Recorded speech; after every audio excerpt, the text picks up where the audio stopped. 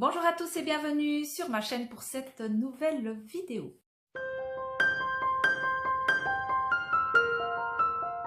J'espère que vous allez très bien et j'ai le plaisir de vous retrouver aujourd'hui afin de vous partager mes avis lecture du mois de janvier. Je démarre cette vidéo avec un essai. Ça s'appelle Principes élémentaires de propagande de guerre qui a été écrit par Anne Morelli. C'est un court ouvrage d'environ 175 pages où l'autrice propose en 10 étapes ce qui se met en général quasiment toujours en place avant une guerre. Cette propagande, elle se fait pour principalement convaincre le peuple du bien fondé de déclarer la guerre à un pays. Et ces 10 étapes sont bien décrites, c'est très bien synthétisé et il y a des exemples et j'ai trouvé ça hyper intéressant et passionnant tout en étant très accessible et facile à lire. J'ai appris certaines choses et d'autres, en fait, j'en ai pris conscience parce que c'est des choses qu'on a sous le nez et qu'on ne voit pas forcément ou on ne fait pas attention. Mais en lisant ce livre, je me suis dit, mais oui, c'est vrai, c'est comme ça que ça se passe. Oui, ça j'ai déjà vu, oui, ça j'ai déjà constaté et ça devient une évidence au fur et à mesure qu'on lit les pages. On se dit, mais oui, c'est exactement ça. Et il faut juste... En fait, ce livre, il aide à en prendre conscience et franchement, si ça vous intéresse, je vous le recommande parce que comme je vous le disais, il est vraiment accessible à tous et hyper intéressant. J'ai également, durant le mois de janvier, lu le deuxième tome de la BD Culottée. Elle a été écrite par Pénélope Bagieux et éditée par Gallimard. Et j'ai à nouveau eu un gros coup de cœur pour cette BD, comme pour le premier tome, où on va découvrir des portraits de femmes historiques, plus ou moins éloignées de notre époque, mais qui, sous le coup de patriarcat, n'avaient pas forcément accès à certaines choses, ou ont subi certaines choses, comme des mariages forcés. Et il y a certaines de ces histoires, notamment une qui m'a profondément choquée, marquée, troublée, exaspérée, mise en colère, et j'ai eu énormément de tristesse également à la lecture de ce portrait de femme-là. Et franchement, j'ai adoré. Vraiment, j'ai adoré. Je ne cesserai jamais de recommander Culottée autour de moi. Une autre BD que j'ai sortie de ma pile à lire durant ce mois de janvier, il s'agit de La vie est facile, ne t'inquiète pas de Agnès Martin-Lugan, publié chez Michel Lafon, qui est un deuxième tome. Si mes souvenirs sont bons, le premier tome s'appelle Les gens heureux lisent et boivent du café, quelque chose du genre. Je me souviens plus très bien parce que j'ai lu ce roman-là, donc ce premier tome, il y a fort longtemps. Et je m'étais jamais lancée dans le deuxième tome. Puis quand j'ai vu qu'il y avait la BD qui existait, je me suis dit, ben, pourquoi pas le lire sous ce format-là. Je ne vais pas trop vous en parler étant donné que c'est un tome 2. On va être ici dans une reconstruction avec Diane qui revient de son voyage d'Irlande, donc qui se déroule dans le premier tome. Et voilà, qui va tenter de reprendre un peu sa vie en main de retour chez elle.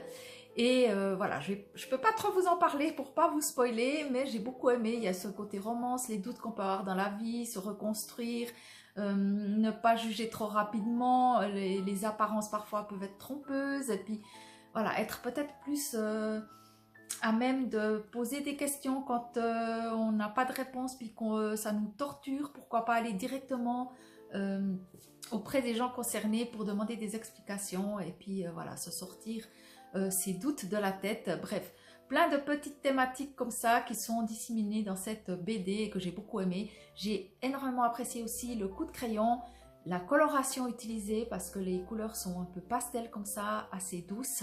Donc voilà, je vous le recommande si ça vous tente, la BD, pourquoi pas. C'est assez vite lu, je dois dire, on est vite entraîné dans l'histoire et les dessins, comme je vous le disais, sont plutôt sympas. En janvier, j'ai enfin sorti de ma pile à lire Je vivais seule dans les bois de Henri David Thoreau, qui est paru, je l'ai en folio poche, moi, à 2 €. Et j'ai un avis un peu mitigé.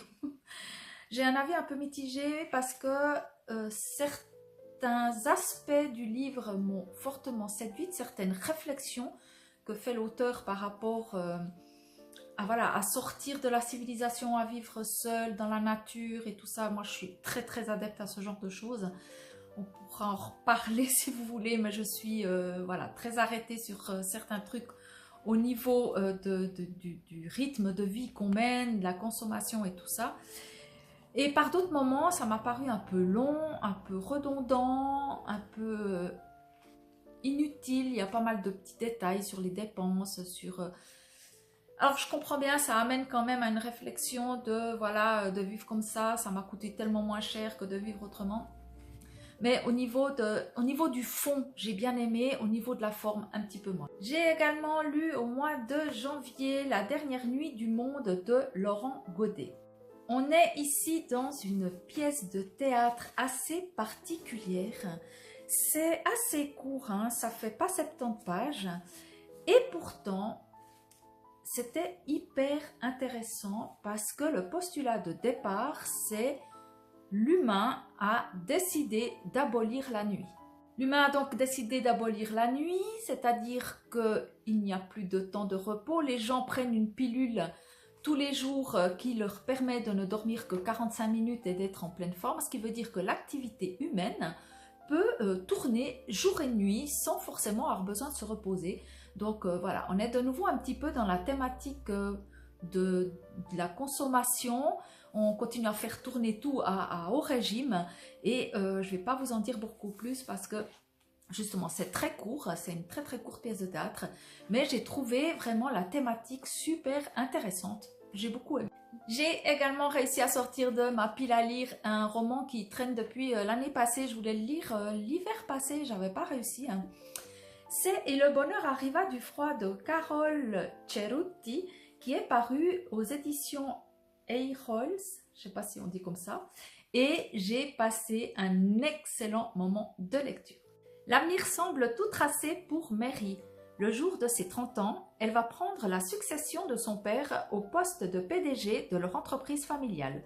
Sa vie s'étire entre les fêtes et les sorties avec sa bande d'amis de toujours, entrecoupée de missions de décoration pour ses quelques clients. Quand elle apprend qu'elle vient d'hériter d'un cottage en Finlande, Mary y voit l'occasion de s'offrir une parenthèse enchantée. Mais c'est l'épreuve de la dernière chance qui l'attend. Le cottage en question s'est réduit à une simple hutte, doublée d'un commerce à l'abandon. Son père lui coupe les vivres et la met au défi. Elle devra lui prouver qu'elle est son digne successeur en redressant la boutique de sa grand-mère par ses propres moyens. C'était vraiment génial parce qu'on a typiquement ici une jeune femme justement qui pense que son avenir est tout tracé, que c'est voilà, c'est du tout cuit, elle va hériter de la fortune de ses parents, donc elle fait la fête, le matin elle est en retard au boulot, elle s'en fiche un peu, quasiment totalement, et ses parents vont, surtout son père, vont la piéger justement avec cette histoire de redressement de boutique de sa grand-mère. Et elle va donc devoir mener tout ça à bien. C'est léger, c'est drôle. Il y a deux animaux phares dans ce roman. Ils sont d'ailleurs sur la couverture, c'est un renne et un perroquet. Et vraiment, mention spéciale au perroquet. Mais qu'est-ce que j'ai pu rire avec cet oiseau, hein, mais il est d'un drôle, c'était génial. Franchement, je vous le recommande à 1000% ce roman si vous avez l'occasion de le lire. Ça se passe pas forcément à Noël, enfin, c'est pas centré Noël. Donc vous pouvez le lire vraiment en hiver sans forcément que ça tombe sur Noël. Et c'était vraiment très très bien. C'est une autrice que je vais suivre de près. Je vous parle maintenant d'une petite déception. C'est le premier livre que j'ai terminé en 2025, donc tout début janvier. Et il s'agit de Étrange Noël à Marcilly, écrit par Caroline Costa. On est dans un cozy mystery et je suis assez triste de parler de ce livre de cette manière parce que j'aime pas parler mal d'un bouquin. Mais il n'y a pas grand chose qui va dans celui-là. Le postulat de départ avait l'air assez sympa. C'est une jeune femme qui va être amenée à rencontrer un groupe de personnes dans un château qu'elle a rénové, qu'elle a décoré. Et il y a dans ce château, parmi les invités, un écrivain très célèbre qui à un moment donné va disparaître. J'ai trouvé durant ma lecture des invraisemblances. j'ai pas réussi à m'attacher au personnage. Il y a tout à coup des choses qui apparaissent qu'on se dit ah bon, pourquoi? C'est voilà, c'est invraisemblable. On se dit mais pourquoi les personnages font ça à ce moment-là? C'est très étrange. Et le dénouement, bon, il est pas très long, il fait pas 280 pages, mais quand même, le dénouement est très très précipité. Et voilà. Je vous avoue que j'avais du mal à y retourner, que j'avais pas trop de plaisir, j'avais envie d'arriver au bout. Or, je dis pas que c'est nul, mais voilà, j'aime pas mal parler des bouquins, mais voilà, non, je le recommande pas malheureusement. Le livre suivant, je vous en parle pas trop non plus parce que c'est un tome 2, il s'agit de La Passe Miroir. Les disparus du clair de lune de Christelle Dabos. Je vous ai déjà parlé en long, large du premier tome. Ici, on est dans un tome 2, donc je ne vais pas trop vous en parler pour pas spoiler. Tout le monde connaît La Passe Miroir. Moi, j'avais lu le premier tome il y a fort longtemps, à sa sortie en poche, et j'avais jamais continué. Donc voilà, je suis dans le tome 3. Je vous donnerai un petit avis global lorsque j'aurai lu les 4 tomes. J'ai terminé un livre que j'avais commencé en 2024, je l'avais mis de côté, je ne sais pas pourquoi, et je l'ai repris là en janvier et je l'ai terminé. Il s'agit du Murmure de Christian Bobin. C'est le dernier livre écrit par l'auteur, étant donné qu'il est décédé peu de temps après. D'ailleurs, je crois qu'il l'a écrit alors qu'il est hospitalisé. J'ai trouvé ce livre très touchant, c'est bien écrit. Je crois que j'ai rien lu de cet auteur avant. J'ai d'autres livres de lui dans ma palle, donc je vais tâcher de les sortir. J'ai trouvé la plume vraiment poétique, bien tournée, posée, très belle. On sent une plume affirmée. Et certains passages, étant donné que l'auteur savait qu'il était condamné, sont vraiment très très touchants. Il n'est pas très long, hein. Je crois que je vous l'ai dit avant ou pas, je ne sais plus. Il fait pas 150 pages. Et voilà, moi j'adore les belles plumes, j'aime beaucoup les belles tournures de phrases. Et là, on était en plein dedans, j'ai adoré. Je vous le recommande. Mais peut-être que l'erreur que j'ai faite, c'est de ne pas avoir lu d'autres choses de lui avant. Afin de voilà, me familiariser avec sa plume, avec des récits peut-être autres que ce dernier livre qu'il a écrit. Mais bon, je vais me rattraper. Je voulais aussi préciser, il y a énormément de références dans le Murmure à d'autres auteurs, à la musique également. Hein. Et c'était super sympa comme, voilà, comme approche. Et voilà, certaines réflexions de l'auteur, enfin certaines réflexions que l'auteur se fait. Et voilà, il se met un petit peu à nu. Et c'était vraiment très très bien. Ensuite, j'ai lu un très court petit ouvrage, puisqu'il fait 30 pages environ, qui s'appelle « Les oiseaux » de Pierre Bergogneau. Penser, décider, agir. Et ma foi, j'ai été un petit peu désarçonnée par la plume de l'auteur. À la ville, à la campagne, les oiseaux voient leur rang se clairsemer, leur chant se raréfier. Peu à peu, ils disparaissent. Pierre Bergogneau évoque leur place dans sa vie, au fil des mots. Il révèle les liens tissés avec eux dans une langue poétique à la fois magique et réaliste, d'autant plus implacable. L'écrivain a une formule ramassée et fulgurante, nous livre une pensée qui ne peut laisser indifférent.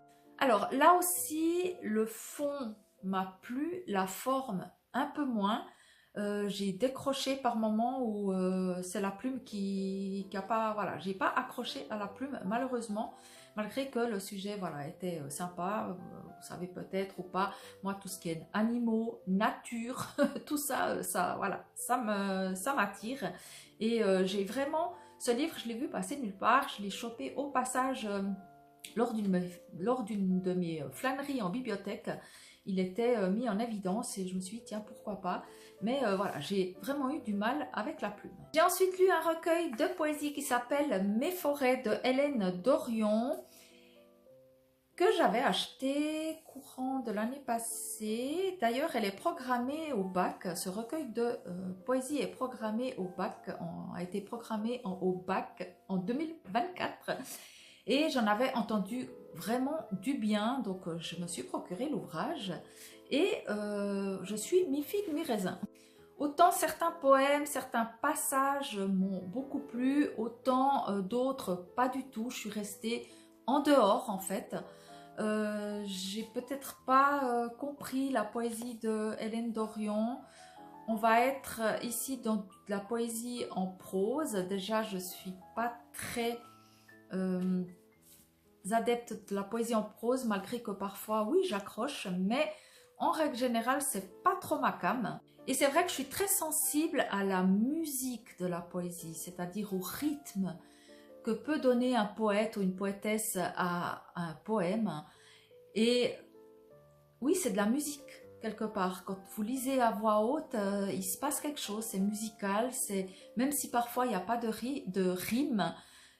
Et là, j'ai pas trouvé ça. Donc, je suis restée un petit peu en dehors. Donc, je vous le recommande si vous aimez la poésie en prose. Je dis pas que c'est mauvais, je dis juste que moi, j'ai pas beaucoup aimé. Voilà. À force de le voir passer, je me suis dit, je vais quand même y aller voir ce que c'est que ce bouquin. Parce que voilà, je l'ai beaucoup vu passer à un moment donné. Et il s'agit de Mémoire d'un expert psychiatre de Angelina Delcroix. On est dans du thriller et le postulat de départ, c'est un psychiatre qui a engagé une autrice pour rédiger ses mémoires et on va suivre un petit peu en parallèle donc son quotidien de psychiatre actuel et une affaire qui l'a occupé, enfin un patient qui l'a occupé durant un certain temps pendant son passé. Alors, le livre est un page-turner parce qu'on a envie de savoir qu'est-ce qui va se passer. À un moment donné, on ne sait pas ce qui est vrai, ce qui est faux, qui c'est qui est vraiment fou, qui c'est qui ne l'est pas. Et je trouve que ce qui est intéressant dans ce thriller, mais en tout cas ce que j'en ai retenu, c'est ce questionnement de savoir est-ce que certains patients arrivent à duper les psychiatres ou pas. Et cette thématique-là, je l'ai trouvée vraiment très intéressante. Voilà, moi j'ai beaucoup aimé, j'ai passé un très bon moment de lecture sans que ça soit un coup de cœur. Mais voilà, j'ai passé un très bon moment de lecture et il est assez costaud. Hein, il est, ouais, quoique 450 pages. Voilà, moi je l'ai emprunté à la bibliothèque et je ne regrette pas, j'ai passé un bon moment avec voilà, cette plume, cette construction de roman qui est entraînante puisqu'on va passer de l'écrivaine qui écrit les mémoires au psychiatre, au passé du psychiatre et c'est des chapitres super courts donc les pages elles se tournent toutes seules. Et pour terminer, je vous parle de Meurtre et Charlotte aux fraises de Johann Fluck, qui est le deuxième tome des enquêtes de Anna Svensson. Là aussi, voilà, je ne vais pas trop vous en parler, c'est un deuxième tome, on retrouve les personnages du tome 1, c'est léger, c'est sympa, les personnages sont attachants, on a voilà, toute cette ribambelle de personnages secondaires, dont la sœur de Anna Svensson qui est très impliquée dans cette enquête-ci. Et voilà, moi j'ai passé de nouveau un excellent moment de lecture. J'ai prévu de lire le tome 3 au mois de février. Voilà pour cette vidéo, ce petit récap de mes lectures du mois de janvier. On est le 30. Oui, on est le 30 et je suis actuellement en train de lire le tome 2 des enquêtes de Agatha Raisin qui s'intitule Remède de cheval et je passe un excellent moment de lecture. Je ne sais pas si je vais réussir à le lire d'ici demain soir, donc est-ce qu'il fait partie de... Est-ce qu'il est ma 14e lecture du mois de janvier? Je ne sais pas, mais de toute façon je vous en parlerai lors de mon prochain bilan. Sur ce, je vous remercie d'avoir passé ce moment en ma compagnie. J'espère que cette vidéo vous aura plu. N'hésitez pas à liker, commenter et vous abonner si ce n'est pas déjà fait. Et pressez la petite cloche pour ne rien manquer. En attendant de vous retrouver par ici ou ailleurs, je vous souhaite d'excellentes lectures. Surtout, prenez soin de vous et je vous dis à très bientôt. Salut!